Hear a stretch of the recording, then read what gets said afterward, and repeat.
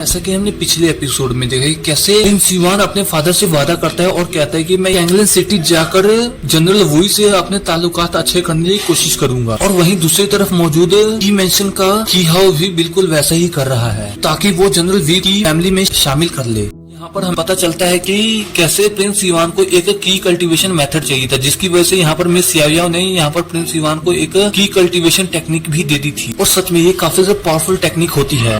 Episode शुरू होता है और हमें दिखाया था कैसे प्रिंस युवान और मिस याओयाओ और उनके कुछ साथी यहाँ पर कैंगलन सिटी की तरफ जाने लगते हैं। और वहाँ पर जाने से पहले प्रिंस युवान की मदर उससे कह रहे होते कि बेटे तुम अपना ख्याल रखना। और यहाँ पर प्रिंस युवान अपनी मदर से कहता है कि मुझे आपकी सोचकर काफी ज्यादा फिक्र हो रही होती है, क्योंकि आप मुझे यही शब्द कितनी बार कह चुकी हैं। जिस पर प्रिंस युवान की मदर उस पर काफी ज्यादा गुस्सा होते हुए कहते हैं कि आखिरकार मैं तुम्हारी फिक्र क्यों ना करूं, आखिरकार मैं तुम्हारी मदर जो हूँ। और यहाँ पर वो मिस याओयाओ से कहती है कि तुम मेरे यहाँ पर बेटे का ख्याल रखना, क्योंकि वो काफी ज्यादा मासूम है। और उनकी ये बात सुनकर मिस याओयाओ भी काफी ज्यादा स्माइल करते हुए कहती है कि जरूर, जैसा आपने कहा मैं बिल्कुल वैसा ही करूंगी। वहीं दूसरी तरफ जाओकिंग भी अपने बच्चे के लिए काफी ज्यादा परेशान होते हैं और वो जनरल लू से कहते हैं कि यहाँ पर प्रिंस युवान का पूरी तरह से ख्याल रखना। और यहाँ पर कमांडर लू तो यहाँ पर जाओकिंग से कहते हैं कि आपको फिक्र करने की कोई जरूरत नहीं है, चाहे कुछ भी हो जाए, मैं यहाँ पर प्रिंस युवान की जान को किसी भी तरह से खतरे में नहीं आने दूंगा। और ये सारी बातों के बाद यहाँ पर प्रिंस युवान अपनी मदर एंड फादर को अलविदा करके जाने ही वाला होता है। तभी यहाँ पर पीछे से मिस युवी आवाज सुनाई देती है, जो कि यहाँ पर काफी तेजी से भागते हुए प्रिंस युवान के पास आ रही होती है। लेकिन वहीं पर गार्ड सुनकर रास्ता रोक देते हैं।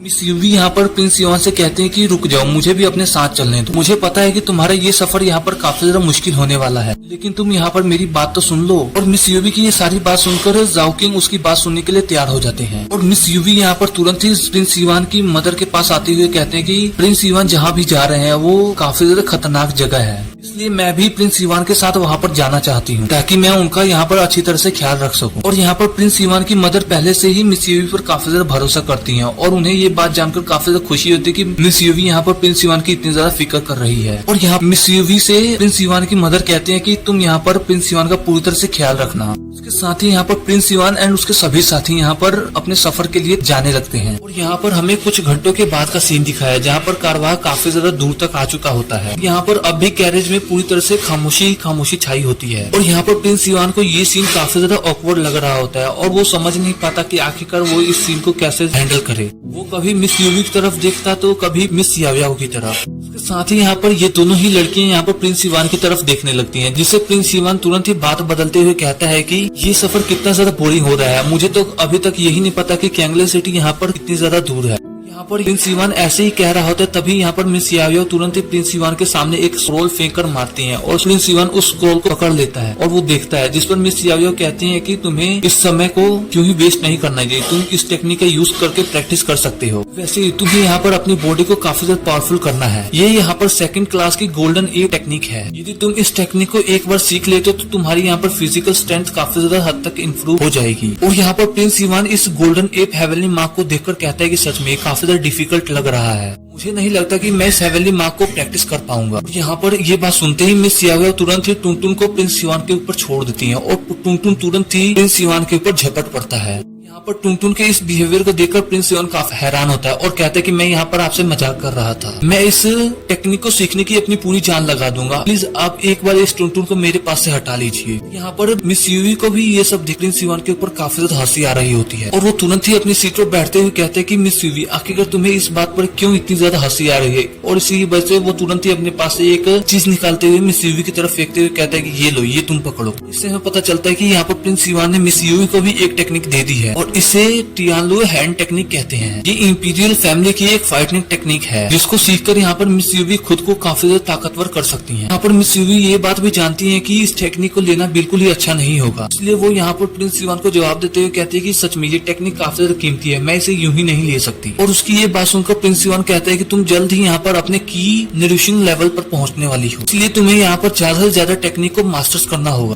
हमारे पास यहाँ पर काफी ज्यादा बड़ा रास्ता है, मैं अकेले ही यहाँ पर सफर नहीं कर सकता। प्रिंस युवान के मुंह से ये बात सुनकर मिस युवी काफी ज्यादा एग्री हो जाती है और कहती है कि जैसा तुम कहो, मैं इस टेक्निक को सीखने की पूरी कोशिश करूंगी। यहाँ पर प्रिंस युवान काफी ज्यादा स्माइल करते हुए मिस युवी से कहता है कि आने वाले फ्यूचर में हम सभी को मिलकर मुश्किलों का सामना करना होगा, अभी भी हम सब मिलकर ही ट्रेनिंग करने वाले हैं। बाद हमें कुछ टाइम बाद का सीन दिखाया जहाँ पर मिस युवी बैठकर अपनी प्रैक्टिस कर रही होती हैं। वहीं दूसरी तरफ प्रिंस इवान भी अपने हेवनली मार्क को सीखने की कोशिश कर रहा था, लेकिन वहीं पर इतनी ज्यादा कोशिश करने के बावजूद भी हर बार प्रिंस इवान वहाँ पर गोल्डन एप हेवनली मार्क को बार बार गलत ड्रॉ कर रहा था। इसकी वजह से मिस याओ यहाँ पर बार बार प्रिंस इवान को डांटने लगती है। और उसी के साथ हमें यहाँ पर एक रात का सीन दिखाया है जहाँ पर प्रिंस इवान को अकेले ही इस गोल्डन एप हेवनली मार्क को प्रैक्टिस करने के लिए अकेले ही छोड़ दिया जाता है। वहीं दूसरी तरफ मिस याओ मिस यूवी पर नजर रख रही होती है। यहाँ पर मिस यूवी अपनी कल्टीवेशन प्रैक्टिस काफी ज्यादा अच्छे तरीके से कर रही हैं। उसे देखकर ऐसा लग रहा होता कि वो तुरंत ही अपनी डियानलो टेक्निक को तुरंत ही मास्टर कर लेगी। यहाँ पर मिस याओ को उन पर पूरा भरोसा था। और यहाँ पर वो दूसरी तरफ देखती है प्रिंस इवान को, जहाँ पर टुनटुन यहाँ पर प्रिंस इवान के पीछे पड़ा होता है। और यहाँ पर प्रिंस इवान टुनटुन के ऊपर काफी ज्यादा चिल्लाते हुए कहता है कि यहाँ पर सिर्फ मैं 2 मिनट के लिए सोया था और इतनी ज्यादा प्रैक्टिस करने के बाद मैं थक गया था, जिसकी वजह से मेरी आंख लग गई और तुम मेरे साथ ऐसा कर रहे हो। मैं यहाँ पर तुरंत ही दोबारा से अपनी ट्रेनिंग शुरू कर दे रहा हूँ। और इसी के साथ इन सभी को अपने सफर में काफी ज्यादा टाइम बीत जाते हैं और आखिरकार वो टाइम भी आ जाता है जहाँ पर मिस यूवी का ब्रेक थ्रू होने वाला है। और यहाँ पर ही Miss Yuvi and Prince Evan दोनों ही बैठकर अपनी प्रैक्टिस कर रहे होते हैं। और यहाँ पर मिस यूवी की बॉडी से काफी ज्यादा एनर्जी निकलने लगती है और इस सभी को ये सभी फील कर पाते हैं। यहाँ पर मिस याओ प्रिंस इवान से कहते हैं कि मिस यूवी ने यहाँ पर ऑलरेडी अपने 8 मैंडरिन्स को ओपन कर लिया है, जल्दी अपने की नरिशमेंट लेवल में पहुंचने वाली है। यहाँ पर प्रिंस इवान को भी ये सब देखकर काफी ज्यादा खुशी होती है। और प्रिंस इवान ये बात सुनकर काफी हैरान होता है कि सभी लोग अपने 8 मैंडरिन्स को ओपन कर रहे थे और यदि एक बार इन्होंने अपने 8 मैंडरिन्स को ओपन कर लिया तो वो सभी को एक दूसरे से कनेक्ट कर सकते हैं। उसके बाद ही यहाँ पर इन सभी की रियल कल्टीवेशन शुरू होगी। यहाँ पर ये की नरिशमेंट लेवल सबसे फर्स्ट लेवल होता है। और यहाँ पर की नरिशमेंट लेवल के बारे में प्रिंस इवान बताता है कि ये पूरी तरह से 4 लेवल्स में डिवाइड होता है। यहाँ पर हमारे फर्स्ट लेवल की एनर्जी का कोई भी कलर नहीं होता। यहाँ पर दूसरे लेवल में हमारे पास अजूर कलर होता है एंड थर्ड लेवल में हमारे पास पर्पल कलर होता है। यहाँ पर प्रिंस इवान इससे पहले कुछ कह पाता तभी वहाँ पर तुरंत ही मिस यूवी अपने पास से अजूर कलर को एक्टिवेट कर लेती है। और ये अजूर कलर यहाँ पर काफी ज्यादा रेयर है क्योंकि यहाँ पर काफी ज्यादा लोग फर्स्ट लेवल से आगे जा ही नहीं पाते। और यहाँ पर प्रिंस इवान को ये सब देखकर काफी ज्यादा खुशी होती है। और यहाँ पर कुछ ही टाइम में मिस यूवी अपने थर्ड लेवल को भी एक्टिवेट कर लेती है, जिसकी वजह से वहाँ पर उनके की एनर्जी का कलर पर्पल हो जाता है। इसके साथ ही साथ वहाँ पर उनकी की एनर्जी का प्रेशर काफी ज्यादा खतरनाक होता है। और इस एनर्जी को फील करते हुए प्रिंस इवान कहता है कि आज से पहले मैंने इतनी ज्यादा स्ट्रॉन्ग एनर्जी अभी तक महसूस नहीं की। यहाँ पर मिस यूवी भी अपना ब्रेक थ्रू करने के बाद होश में आ जाती है। उन्हें देखकर प्रिंस इवान कहता है कि कांग्रेचुलेशंस, तुम अपने की नरिशमेंट लेवल के 3rd स्टेज पर पहुंच चुकी हो। जिससे मिस यूवी काफी ज्यादा उदास होते हुए कहते कि हाँ वो सब तो ठीक है, लेकिन मुझे अभी तक समझ नहीं आया आखिरकार मेरी यहाँ पर की कल्टीवेशन 2 हिस्सों में क्यों डिवाइड है।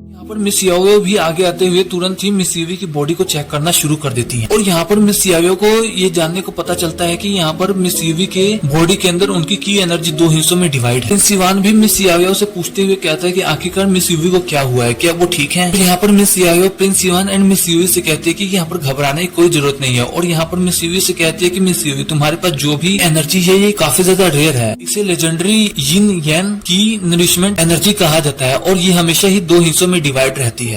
पर Prince Evan and Miss UV को अभी भी कुछ समझ नहीं आ रहा था, जिसकी वजह से वो तुरंत मिस याओ से पूछते हैं कि आप हमें ये बता सकी क्या ये एनर्जी अच्छी है या फिर बुरी। और इसके साथ ही हमारा ये एपिसोड यहीं पे खत्म हो जाता है। तो मिलते हैं आपसे अगली वीडियो में।